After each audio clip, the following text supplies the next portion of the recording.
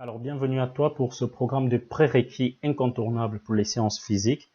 Aujourd'hui, on va s'attarder sur la notion d'analyse dimensionnelle parce que c'est un outil théorique qui permet d'interpréter facilement les problèmes à partir de l'analyse des dimensions associées aux grandeurs physiques utilisées dans les lois qui interviennent. L'analyse dimensionnelle nous permettra, par exemple, de vérifier la validité de certaines équations, de rechercher la nature propre de certaines grandeurs physiques, de rechercher même l'homogénéité des lois physiques qu'on utilise et de déterminer aussi, par exemple, l'unité d'une grandeur associée, d'une grandeur physique qui intervient dans une loi. Donc, c'est un outil très très important en sciences physiques, surtout pour l'interprétation des lois qui la régissent. Ici, le programme de cette phase de prérequis incontournable. Donc, pour la série des prérequis, on parlera du système international et de l'analyse dimensionnelle. Puis, on verra la notion de développement limité et tout ce qui est calcul différentiel. On verra le calcul matriciel où il sera question pour nous de manipuler tout ce qui est matrice. On verra les différents systèmes de coordonnées et les relations entre eux. On verra également l'analyse vectorielle où interviendront toute la manipulation des champs scalaires vectoriels et les opérateurs différentiels qui interviennent dans chaque système de coordonnées. Et quand je parlais des systèmes de coordonnées, je parlais principalement du système cartésien, du système cylindrique et du système sphérique qui constituent en général les différents repères d'études qu'on aura à manipuler en physique. On verra également pour chacun de ces systèmes les éléments de longueur, de surface et de volume associés. Mais pour cette vidéo, on s'attardera uniquement sur le système international et l'analyse dimensionnelle. Notion de grandeur physique et dimension. Alors, il est à savoir que l'analyse des phénomènes physiques, pouvant se faire soit par une série de mesures ou d'observations, implique toujours un appui sur des informations quantitatives, c'est-à-dire des valeurs. Ces valeurs ne doivent pas seulement être perçues comme étant, comme n'ayant qu'un sens numérique, car très souvent possèdent un sens concret et définissent l'état d'un système. Alors, ces paramètres mesurables et qui définissent l'état d'un système physique sont généralement appelés grandeurs physiques. On va prendre des exemples ici où j'ai trois systèmes que j'appelle respectivement Ange, Jorel et un carton de livre par exemple. Ça, ce sont mes trois systèmes physiques que j'étudie. Alors, disons que pour le premier système A, Ange, je vais associer une donnée qui lui est propre. Donc, je vais mettre MA par exemple qui vaut 70 kg. Pour le système B, que je vais appeler par exemple Jorel, dans MB, je vais dire que MB vaut 60 kg. Et pour mon système C, je vais dire MC vaut par exemple 10 kg. Alors, ce qu'il est facile de remarquer, c'est quoi? Vu que l'identité des paramètres qui définissent l'état de chaque système est quasiment la même, on peut aisément comparer cela. Ce qui veut dire que je peux écrire que MA est supérieur à MB par exemple, ou même écrire que MA égale à MB plus MC. Je peux également écrire ici que MB est égal à 6 fois MC. Je peux facilement l'écrire. Donc, cette particularité qu'ont certaines grandeurs, quand je dis grandeur, on parle bien des paramètres qui définissent l'état d'un système physique. Certaines grandeurs, ça s'accroche sur la notion de dimension. Donc, dans le cas que nous avons pris, on constate qu'on peut aisément les comparer. Et lorsqu'il est possible de comparer les grandeurs, on dit généralement qu'elles ont la même dimension. Alors, on peut ici aisément dire que la dimension d'une grandeur physique est donc une indication de la nature propre de la grandeur physique, indépendamment de sa valeur. Voyons maintenant la notion de système international et d'analyse dimensionnelle. On sait que dans le but d'unifier la mesure des différentes grandeurs physiques, le CGPM, qui est le Conseil général des poids et mesures, a instauré en 1960 une convention basée sur 7 grandeurs fondamentales. 7 grandeurs fondamentales qui constituent aujourd'hui ce qu'on appelle le système international.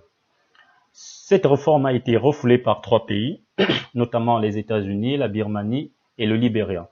Les grandeurs fondamentales qui ont été instaurées par le CGPM en 1960 sont regroupées dans le tableau suivant où on a les grandeurs, on a leur unité et les symboles associés à leur unité. Par exemple, j'ai la longueur dont l'unité est le mètre et le symbole associé au mètre, c'est m. C'est pas la dimension. Faut faire, on va parler de la notion de dimension tout à l'heure. Faut faire une différence.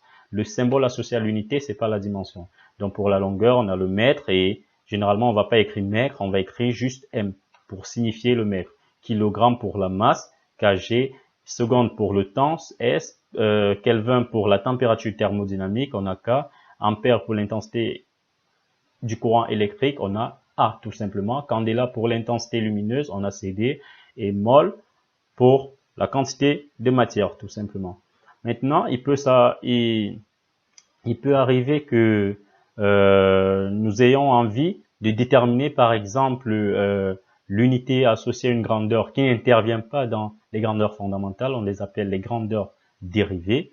Oui, donc ça arrive, et il est très souvent commode de dire que toute grandeur utilisée en physique est peut être bâtie à l'aide des grandeurs fondamentales. C'est ce qui fait de ces grandeurs vraiment le caractère fondamental, parce que toute grandeur dérivée peut être construite à partir d'elle.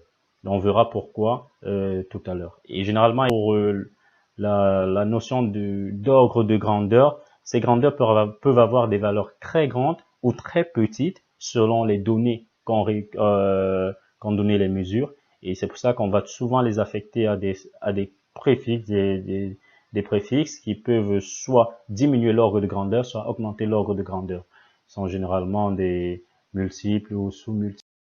Donc là, par exemple, on a ce tableau qui regroupe certains préfixes qui vont augmenter ou diminuer l'ordre de grandeur. Par exemple, vous pouvez être dans une échelle très petite. Si on parle de longueur, on sait que l'unité, c'est le mètre. Mais si on est dans une échelle très petite, alors on peut aller, par exemple, disons, à l'ordre du nanomètre. Donc, parfois, vous allez voir le symbole associé, c'est n. On peut simplement mettre nm. C'est à vous de savoir que c'est du nanomètre. Et nano, c'est associé à quel ordre? À 10 puissance moins 9. Donc, un nanomètre, en fait, c'est 10 puissance moins 9 mètres. On peut avoir du picomètre, du femtomètre, du zeptomètre, ainsi de suite. Ça dépend du millimètre, centimètre, comme vous connaissez déjà. Donc, c'est juste en termes d'ordre de grandeur. Tout comme on peut avoir le décamètre, l'hectomètre, le kilomètre, qui sont un peu des ordres de grandeur beaucoup plus élevés. Alors, on verra ici maintenant la notion de grandeur, la notion de dimension d'une grandeur physique. Bon, ça, c'est juste en termes de notation. Donc, lorsqu'on a une grandeur physique qui est G, qui est un paramètre qui décrit l'état d'un système et qui est bien sûr mesurable, sa grandeur sera simplement, sa dimension sera simplement notée.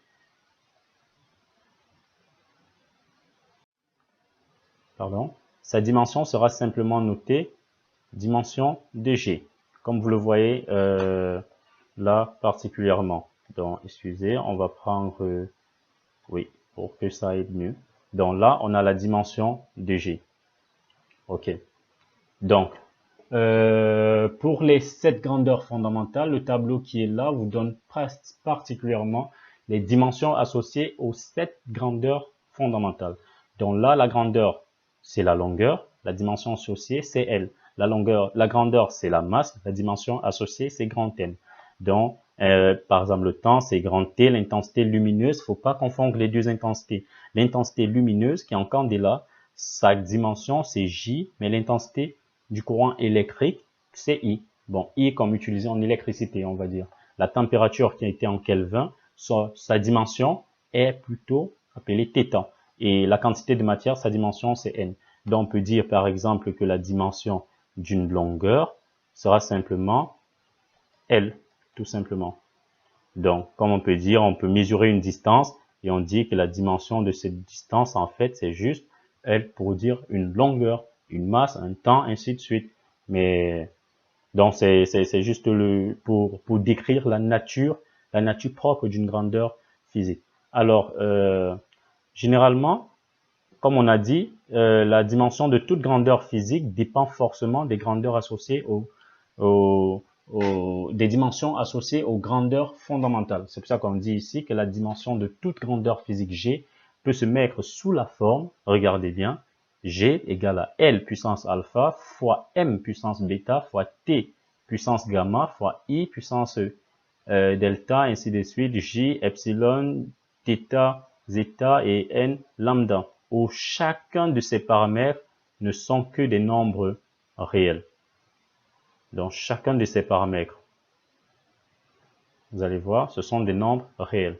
On voit que L, M, T, I, J, θ, N, c'est exactement tout ce qu'on a dans notre tableau associé aux dimensions des grandeurs fondamentales. Donc, c'est évident que la dimension de toute grandeur dérivée dépend des dimensions. Maintenant, voyons quelques règles de calcul associées aux dimensions.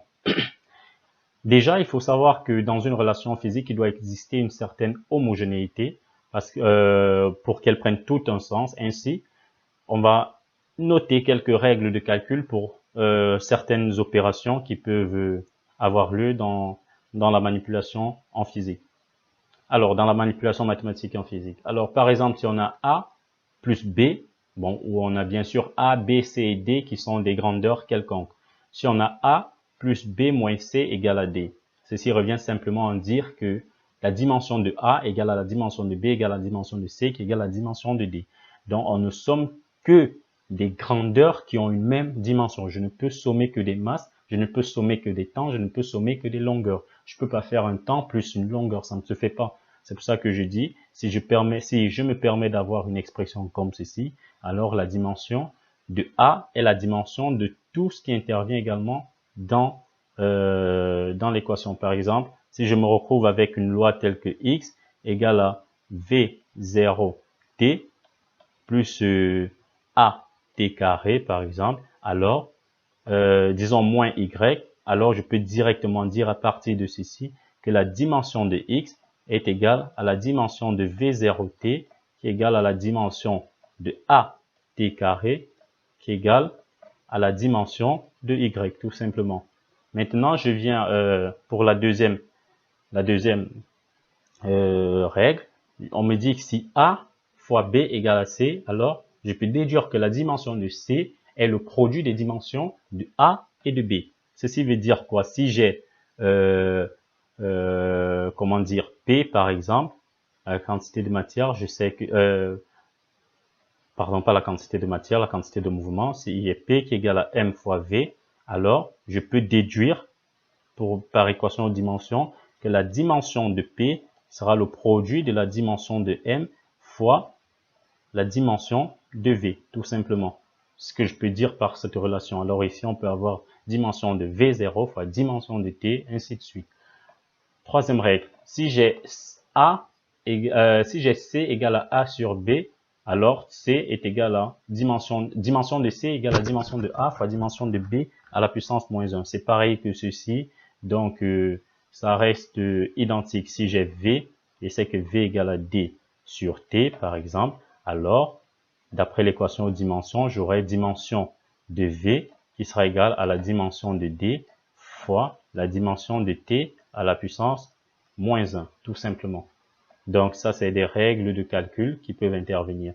Si j'ai B qui est égal à A alpha, si j'ai B qui est égal à A à la puissance alpha, alors dimension de B égale à dimension de A à la puissance alpha. C'est toujours vérifié. Ça veut dire, par exemple, si j'ai E égale à MC carré, tout simplement, alors, déjà, je connais la règle du produit. Je peux dire que dimension de E est égale à dimension de M fois dimension de C au carré. Mais dimension de C au carré, ce sera dimension de C, le tout au carré, tout simplement.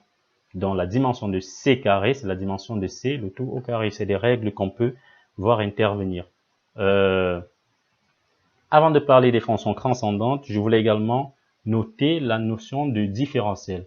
Par exemple, vous allez voir généralement en physique, pour évaluer des valeurs tellement petites, on va utiliser la notion de différentiel. Donc, notez bien que si ça intervient, on a par exemple dx, bon, n'utilisons pas dx, disons dg. La dimension associée à la différentielle d'une grandeur g sera simplement la dimension de g. Tout simplement, ça va intervenir. Très souvent en physique, par exemple, on peut vous dire que v, c'est dx sur dt, par exemple. Alors, dimension de dx, lorsque vous voulez passer aux équations de dimension de dx sera simplement la dimension de x, tout simplement. Dimension de dt sera simplement la dimension de t. Maintenant, passons à la notion de fonction transcendante.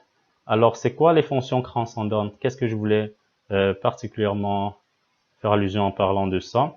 C'est juste pour dire qu'en physique, généralement dans les lois physiques, on retrouve beaucoup de fonctions mathématiques.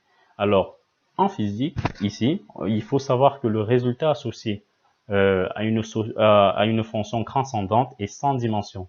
Dire qu'une grandeur est sans dimension, c'est dire que sa dimension vaut 1.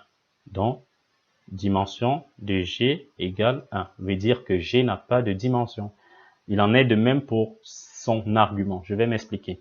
Déjà, je détaille tout ce qui est comme fonction. Donc, par exemple, on a la fonction ln, la fonction cosinus, sinus, tangente, la fonction cotangente, la fonction sinus hyperbolique, cosinus hyperbolique, tangente hyperbolique, ainsi que toutes leurs fonctions réciproques.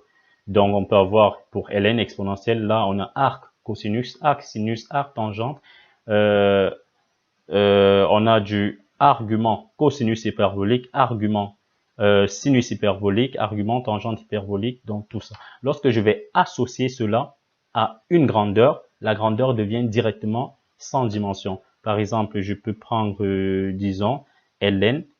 Si dans une relation, j'ai ln de, disons, x par exemple, alors la dimension déjà de ln de x, c'est 1.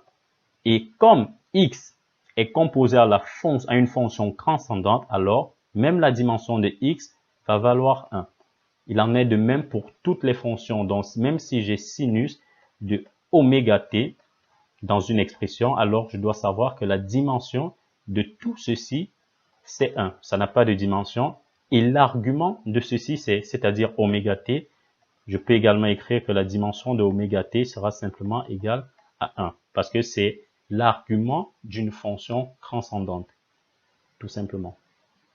Il en est de même pour toutes les autres fonctions. Alors, pour exemple d'illustration, on va déterminer les grandeurs physiques associées à...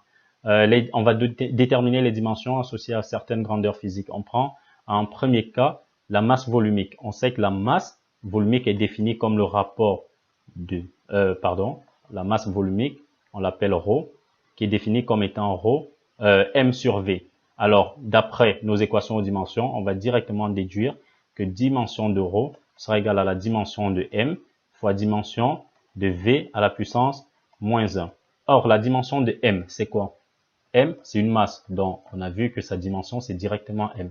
Mais maintenant, la dimension de v, c'est quoi? V, c'est un volume. Un volume, si on pense par exemple au volume d'un cube, qui a l'arrêt C, on aura du côté fois côté fois côté. Donc, côté, qui est une longueur, ça veut dire qu'on a en fait la dimension d'une longueur élevée au cube.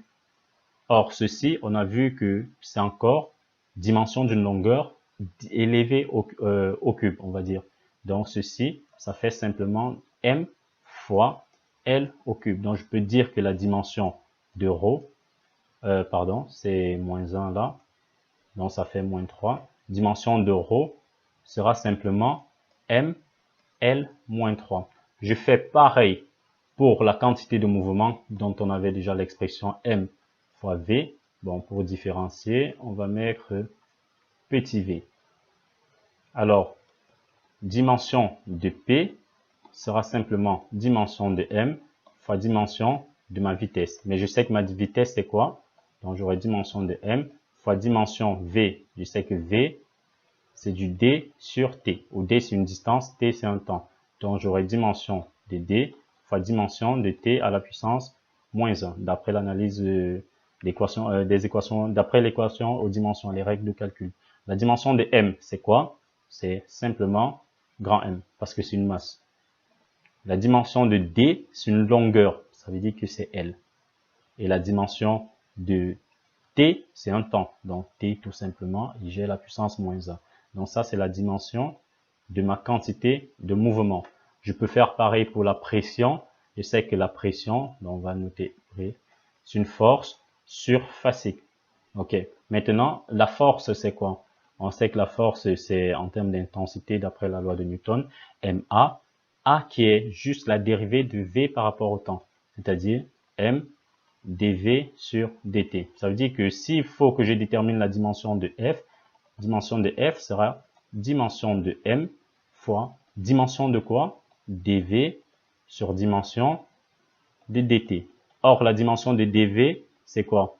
Donc là, j'ai dimension de m fois dimension de v sur dimension du temps. Ce qui me donne quoi? La dimension de m, c'est grand M. La dimension de v, on a vu tout à l'heure, c'est d sur t qui est L t-1 tout simplement. Donc j'ai du L t-1 que je vais diviser par t, comme je vois là. Ça veut dire qu'au final, je me retrouve avec la dimension de f qui va me valoir m L t-2. Je peux venir donc déduire la relation de ma pression, la dimension de ma pression, qui est la dimension de f fois la dimension de s à la puissance moins 1, où s, bien sûr, c'est une surface, c'est-à-dire, par exemple, on prend la surface d'un rectangle, c'est longueur fois largeur, donc c'est le produit de deux distances, ce qui veut dire, là, la dimension associée à une force, c'est m, L, t-2, et la dimension d'une surface, c'est L au carré, parce qu'on a une longueur élevée au carré, mais comme j'ai la puissance moins 1, ça va me faire du L moins 2. C'est pour ça que la dimension d'une pression sera simplement M, L à la puissance moins 1, parce qu'on a 1 moins 2 et j'ai du T moins 2. Vous faites exactement pareil pour la constante de Coulomb, en rappelant juste l'expression F égale à K, Q1, Q2, donc on peut dire Q carré sur D carré. Vous partez de ceci, vous tirez K qui sera simplement F fois D carré sur Q carré. Et Q, vous savez que Q, c'est I fois T. I, l'intensité électrique, l'intensité du courant électrique. Donc vous faites ça et vous allez déduire l'expression de K, tout simplement, de la dimension de K. Donc vous faites pareil et ce sera tout pour cet exemple d'illustration. On peut également utiliser l'analyse dimensionnelle pour la reconstitution d'une formule par analyse dimensionnelle, comme on l'a dit. Donc ici, par exemple, on va essayer de faire un petit exercice où on va dire déterminant. On se rappelle juste que la période d'un oscillateur, ou bien disons la période d'un pendule simple, est juste fonction de la longueur du fil du pendule et de l'accélération de gravité à une constante près. On va nous demander de déterminer, de reconstruire la formule associée à la période. Alors, je sais que la période, c'est un temps. Donc, je vais écrire exactement ce qu'on me demande de faire. On me dit T est fonction de L et G à une constante près. Donc, j'ai ma constante fois L que je vais élever à la puissance, disons, X et G à la puissance Y. Alors, je passe à l'équation dimension. J'aurai dimension de T qui sera égale à la dimension de ma constante fois la dimension de L X, c'est-à-dire dimension de L à la puissance X, fois dimension de G à la puissance Y. Or, qu'est-ce que je sais? Je sais que la dimension d'une constante, c'est 1. Donc, ceci, c'est encore quoi? Ça fait la dimension de L à la puissance X, qui est bien sûr grand L, à la puissance X. Et là, j'ai G, la dimension de G à la puissance Y. G, c'est une accélération. Ça s'exprime en mètres par seconde carré. Ça veut dire que sa dimension, on peut directement la lire, c'est M. M, c'est quoi mètre? Ça veut dire que j'ai du L, T-2, exactement comme on a fait tout à l'heure. Donc, j'ai du L, T-2 que je vais mettre à la puissance Y. C'est pour ça que je vais me retrouver ici avec quoi? Du L à la puissance X ici. Et là, j'ai plus Y et j'aurai T à la puissance moins 2Y. Or, je sais que la dimension de T, c'est quoi? C'est toujours T. Donc, je mets là. Par identification, je vois que là, j'ai du T. C'est comme si j'avais T puissance 1. Et ici, je peux dire que c'est comme si j'avais du L puissance 0 qui vaut simplement 1. Donc, je peux dire par identification que qu'est-ce que j'ai? J'ai X plus Y qui vaut combien? 0. J'ai moins 2y qui vaut 1. Donc, à partir d'ici, je peux déduire que j'ai x qui vaut moins y, et là, j'ai y qui vaut moins 1 demi. Donc, x vaut 1 demi. Et je pars reconstruire ma formule. J'ai donc t qui va valoir ma constante fois L à la puissance x qui vaut 1 demi fois G à la puissance moins 1 demi. Or, un nombre à la puissance 1 demi, c'est la racine. Et là, il bascule juste au dénominateur. Je peux donc retrouver cette formule qui est une constante fois la racine de L sur G. Donc, à partir de l'analyse dimensionnelle, j'ai pu retrouver cette expression et vérifier qu'elle est homogène et effectivement correcte. Je peux également vérifier une formule par analyse dimensionnelle. Par exemple, on va prendre une simple formule, E égale à mc carré. C'est une formule qui est connue de tous. Alors, comment je fais pour vérifier ça, par exemple?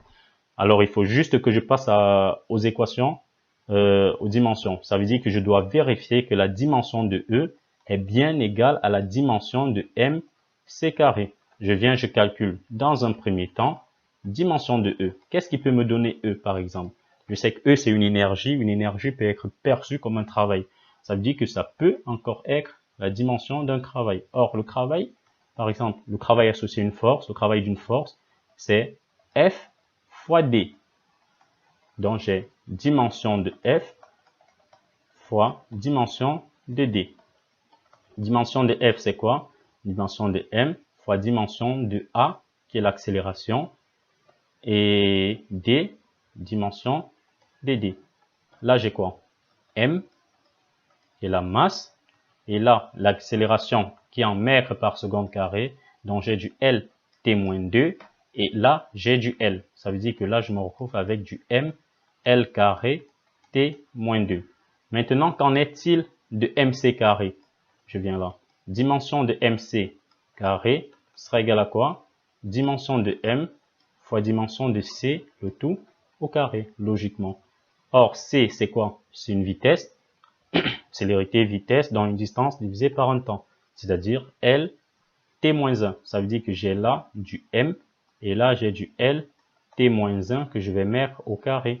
Donc, je me retrouve avec du m, L carré, t-2. Je vois que j'ai la dimension de mc carré qui est bel et bien égale à la dimension de E, alors la relation E égale à mc carré est bel et bien physiquement acceptable et correcte. Bon, on ne doutait pas de la relation, mais c'était juste pour faire user de l'analyse dimensionnelle pour vérifier cela. Donc là, vous avez un petit exercice bonus. Vous avez l'exercice 1 où on vous demande de déterminer les dimensions associées à certaines grandeurs physiques, à certaines constantes physiques. Et à l'exercice 2, un petit exercice d'application très intéressant que vous pourrez également faire. Donc là, par exemple, vous utilisez la relation d'attraction gravitationnelle. Vous avez F qui est égal à G, MA, MB sur AB carré. Donc, vous pouvez simplifier ça par G, M carré sur D carré. Vous tirez G tout simplement et vous trouvez la dimension associée à G. Pour ceci, vous pouvez utiliser n'importe quelle relation. Par exemple, H bar, en fait, juste pour rappeler, le H bar, c'est H sur 2pi. Et vous pouvez utiliser la relation E égale à HC sur lambda, par exemple. Lambda, c'est une longueur d'onde, c'est une célérité. Et là, vous avez une énergie. Donc, vous pouvez tirer H simplement. Une constante de Boltzmann, je vous laisse chercher. C'est un peu caché, juste pas grand-chose, mais je vous laisse creuser. Vous pouvez le faire. Et là, l'exercice 2, vous pouvez simplement vous exercer. Et ce sera tout pour cette première notion. Et on se retrouve dans d'autres vidéos. Suivez attentivement toutes les vidéos car c'est essentiel d'avoir de profondes bases pour la manipulation de ces outils. Et ensemble, n'oubliez pas, on ira très loin. Abonnez-vous pour ceux qui ne sont pas abonnés car